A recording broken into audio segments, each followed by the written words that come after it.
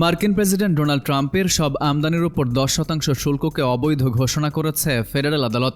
একই সঙ্গে মামলাকারীদের কাছ থেকে আদায় করা শুল্ক ফিরিয়ে দিতে হবে এবং ভবিষ্যতে তাদের ক্ষেত্রে এই শুল্ক কার্যকর করা যাবে না বলেও আদেশ দেওয়া হয়েছে। ফেডারেল আদালত জানিয়েছে 1974 সালের ট্রেড আইন অনুসারে এই শুল্ক আরোপের যথেষ্ট আইনি ভিত্তি নেই। আদালতের মতে সরকারের দাবি করা বাণিজ্য ঘাটতি পরিস্থিতি এমন পর্যায়ে পৌঁছায়নি যা এই ধরনের শুল্ককে বৈধতা দিতে পারে। রায়ে আরও বলা হয়, মামলার সঙ্গে যুক্ত পক্ষগুলোর কাছ থেকে এই শুল্ক আদায় বন্ধ করতে হবে এবং আগে নেওয়া অর্থ ফেরত দিতে হবে। আইন অনুযায়ী নির্দিষ্ট পরিস্থিতিতে প্রেসিডেন্ট কংগ্রেসের অনুমোদন ছাড়াই সর্বোচ্চ 15% পর্যন্ত আমদানি শুল্ক আরোপ করতে পারেন, কিন্তু আদালত স্পষ্ট করেছে এই মামলায় সেই শর্ত পূরণ হয়নি। ফলে প্রশাসনের পদক্ষেপ আইনি ভিত্তি হারিয়েছে বলে জানানো হয়। বর্তমানে ট্রাম্প প্রশাসনের হাতে বিস্তৃত শুল্ক আরোপের ক্ষমতা সীমিত হয়ে এসেছে। তবে তারা বিকল্প হিসেবে দেশভিত্তিক শুল্ক আরোপের নতুন কৌশল বিবেচনা করছে।